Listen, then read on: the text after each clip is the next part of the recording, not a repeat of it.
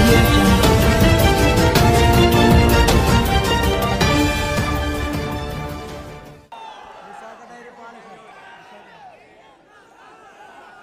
కానీ మన విశాఖపట్నం సంబంధించి ఇంత పొల్యూషన్ ఉంది, ఇన్ని డబ్బులు ఉన్నాయి అనుకున్నారు అందరూ.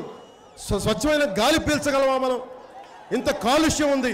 విశాఖ డైరీ నుంచి వచ్చే కాలుష్యాలు అక్కడ స్థానికంగా ఉండే మొత్తం పంట పొలాలు నాశనం చేస్తున్న బిడ్డలకి చర్మ వ్యాధులు, శ్వాసకోశ వ్యాధులు.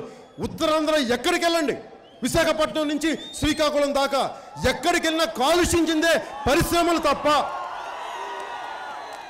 స్థానికులకి ఉపాధి కల్పించే పరిస్థితులు లేవు. భూములు ఉత్తరాంధ్రకి కావాలి, భూములు విశాఖపట్నం కావాలి, కానీ అభివృద్ధి మటుకు తెలుగుదేశం పార్టీ వారికి అంటే ఎట్లా? మరి దీన్ని నిలదీయాలంటే ఎవరు?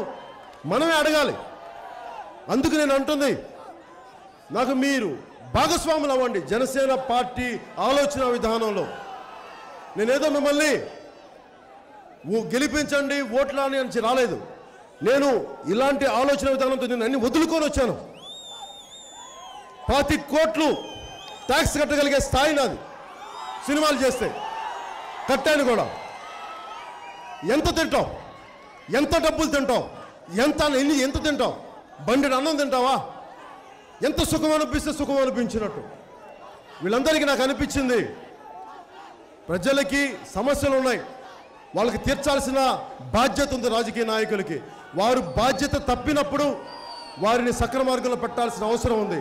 అందుకు జనసేన పార్టీకి 2019లో భగవంతుడి ఆశీస్సులతోటి, మీ అండదండలతోటి జనసేన పార్టీ 2019లో ప్రభుత్వాన్ని ఖచ్చితంగా స్థాపిద్దాం.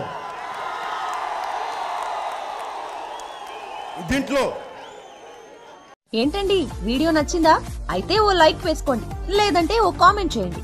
ఎప్పటికప్పుడు మా వీడియోస్ చూడాలంటే సబ్స్క్రైబ్ చేసుకోండి.